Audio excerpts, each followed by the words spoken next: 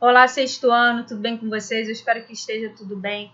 Vamos iniciar aí mais uma aula de ciências. Antes de eu começar a mostrar aí o conteúdo novo, vou pedir para vocês anotarem na apostila de vocês, ou anotarem no caderno, enfim, em algum local, essas páginas aí para vocês fazerem o conteúdo, tá?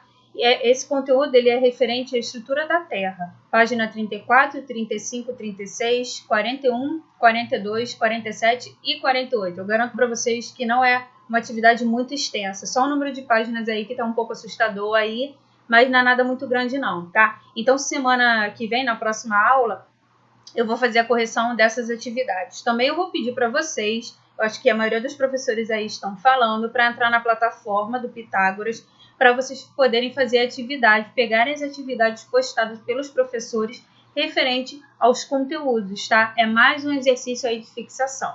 Então, hoje, vamos começar a falar sobre a nossa atmosfera. Vocês observam o céu? Vocês têm esse hábito aí de observar o céu? Eu acho muito importante quando a gente observa o nosso céu, né? Vocês observam quais são os gases presentes no céu, assim, na atmosfera em geral? É muito importante. Qual é o gás que você respira? Qual é o gás que eu respiro? Qual é o gás que a planta absorve ali, que ela respira também? Qual é o gás que a gente expira, a gente coloca para fora? Vocês sabem? O gás que a gente inspira é o gás oxigênio. O gás que a gente expira, coloca para fora, é o gás carbônico. A planta, ela faz esse mesmo esquema, tá? Ela inspira o oxigênio e libera o gás carbônico. Mas a planta, ela pega e aproveita o gás carbônico que ela liberou, e eu e você e todo mundo liberou também, e ela converte isso daí em alimento para ela, porque ela vai começar a produzir a glicose, que é o açúcar específico da planta ali, para ela conseguir produzir seu próprio alimento através da fotossíntese, tá? Então, a gente vai ver aí o ciclo da fotossíntese e como isso ocorre na planta, que também é muito importante. Então, primeira coisa, o que é a atmosfera, afinal? Ela é a camada mais externa da Terra. Ela é composta por vários gases, como o oxigênio, que a gente utiliza na nossa respiração, o nitrogênio. O nitrogênio ele é encontrado em maior quantidade na natureza, mas a gente não usa o nitrogênio na nossa respiração, tá? A gente também tem o gás argônio. O gás argônio é o gás hélio. O hélio é aquele daquelas bexigas que sopra, né? E aí solta e voa a mesma bola. E às vezes as pessoas até fazem brincadeira de inspirar o hélio e aí a voz modifica. O argônio, ele é aplicado muito em peças assim de museus para conseguir conservar aquelas peças, tá? Tanto o argônio como o hélio é conhecido como gases nobres. São gases que são encontrados no ambiente em menos de 1%, tá? A gente também tem o gás carbônico, né? O gás carbônico a gente usa na nossa expiração e o vapor de água. O vapor de água mesmo, seria a água que a gente elimina. O melhor exemplo que a gente tem aí, quando você respira na frente do espelho e aí sai aquele embaçado no espelho, quando você mexe assim no espelho, aí marca mesmo o seu dedo. Então, isso daí seria o vapor de água, tá? Então, toda a mistura desses gases, todo que a gente encontra aí na atmosfera, recebe o nome de ar, ok? Então, como a atmosfera surgiu afinal? A partir de um processo que durou 4 bilhões de anos, com o surgimento aí do planeta Terra. Antigamente, com o surgimento do planeta Terra, não tinha atmosfera, tá? Então, os vulcões, eles começaram a liberar os gases que hoje constituem essa atmosfera. Então, essa fumaça toda liberada pelo vulcão tinha lava, gases tóxicos, ar, nitrogênio, vapor de água e dióxido de carbono. Então, essa mistura aí de gases conseguiu formar essa atmosfera. E naquela época, a temperatura do planeta Terra era extremamente quente. Hoje em dia, essa atmosfera ela serve aí como uma capa protetora para não deixar a temperatura da Terra subir muito. Claro que a gente tem a causa aí do aquecimento global, né? O aquecimento global ele é causado pelas perfurações na camada de ozônio devido à poluição, ao desmatamento, né? A fumaças. Então, a camada de ozônio, ela acaba sofrendo muito com isso e fica toda perfurada ali. E aí, toda a radiação que vai entrar no planeta Terra, o planeta Terra, por causa da camada de ozônio, vai pegar e segurar esse calor aí e aí vai reter esse calor e por isso que vai ficar mais quente do que o normal, tá? Então algumas regiões, como o Antártico, o Ártico, eles sofrem muito com o derretimento das calotas polares por causa do aquecimento global, tá bom? Então a gente aí vai ver a composição atmosférica. Afinal, quais são os gases encontrados em maior quantidade na atmosfera? Primeiro a gente tem aí o nitrogênio, ele é encontrado em 78% na atmosfera terrestre, só que o nitrogênio a gente não usa na nossa respiração. Quem pega muito nitrogênio, são as plantas leguminosas, soja, feijão, ervilha, essas plantas aí pegam e absorvem o nitrogênio, tá? A gente tem aí 21% que é o nosso gás, que é o gás oxigênio, e outros gases como dióxido de carbono, gás carbônico, né? Vapor de água e os gases raros, também conhecido como nobres, como gás hélio, aquele da bexiga, que até muda a nossa voz, mas expirar o gás hélio em muita quantidade faz mal. O ideal mesmo é a gente nem ficar expirando esse tipo de gás, tá? Porque a pessoa pode até desmaiar, porque esse gás não faz parte da composição aí da respiração de um ser humano, então não é aconselhável. Então, o gás nobre, né, que seria o hélio e seria o próprio argônio, eles são encontrados em menos de 1% na nossa atmosfera. Então, vamos falar aí um pouquinho sobre o gás nitrogênio, que ele é encontrado em 78% na nossa composição aí atmosférica. Ele é o gás presente em maior quantidade no ar. Essa substância é fundamental para a vida na Terra, pois faz parte da composição das proteínas, que são moléculas presentes em todos os organismos vivos. O gás nitrogênio, dificilmente ele se combina com outros elementos ou outras substâncias, tá certo? Como ele faz parte da composição das proteínas, então quando eu consumo plantas leguminosas na minha alimentação, como ervilha, soja, feijão, eu estou também inserindo nitrogênio e ele se converte, ou seja, ele se transforma em proteína. Exemplo aí de proteína muito usada dentro do nosso corpo é o nosso DNA, né? O nosso DNA, que você já deve ter ouvido falar sobre ele é responsável então pelas características hereditárias do nosso organismo, tudo que a gente adquiriu da parte do nosso pai e da nossa mãe, e também todo o processo aí, por exemplo, de cicatrização do corpo, né? Eu me machuco e aí daqui a pouco vai formar aquela casquinha e daqui a pouco a minha pele volta a ser original como era antes. Isso tudo aí é a composição do nosso DNA, tá? Está no nosso DNA. Então o gás nitrogênio, ele tem essa função de composição aí das proteínas que eu consigo adquirir através da minha alimentação. Agora, o gás oxigênio é o gás que eu uso para minha respiração, é o principal gás aí. Ele é necessário para a sobrevivência de muitas espécies de seres vivos. Além disso, ele é importante para o processo de combustão, no qual atua um comburente na queima de materiais combustíveis, como madeira e gasolina. Então, aqui vocês conseguem ver a imagem que quando o gás oxigênio ele entra em contato com a madeira do fósforo, ele começa a entrar em combustão, ele começa o quê? A queimar. Outro exemplo clássico que a gente encontra muito é a vela. Se eu deixar a vela ali no pratinho, faltou luz, eu coloco ali a vela. O gás oxigênio, ele começa a consumir aquela vela e começa, vamos falar assim, a alimentar a chama daquela vela. Eu fazendo essa experiência aí que vocês podem fazer com a ajuda de um responsável, colocando um copo maior, sem queimar o copo, claro. Ele vai colocar assim, né? A vela está dentro aí do copo e ele vai começar a bloquear a passagem de oxigênio. Daqui a pouco, essa vela ela vai apagar. Por quê?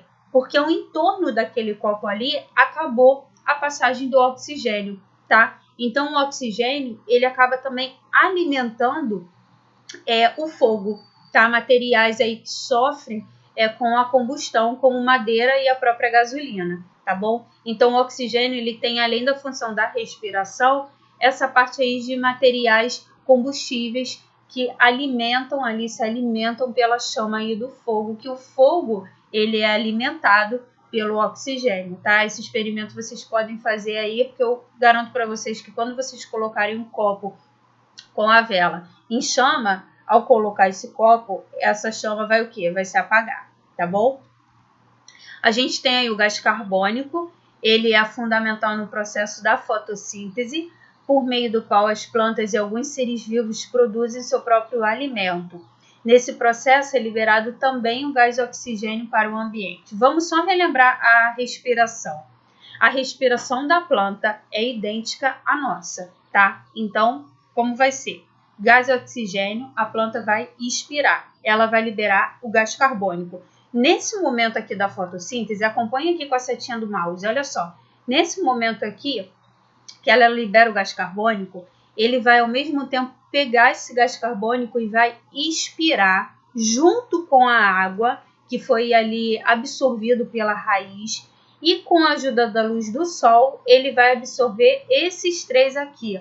Como resultado final, ele vai conseguir produzir a glicose, que é o açúcar específico, que seria o alimento específico para a produção ali do alimento da planta, e vai liberar o gás oxigênio.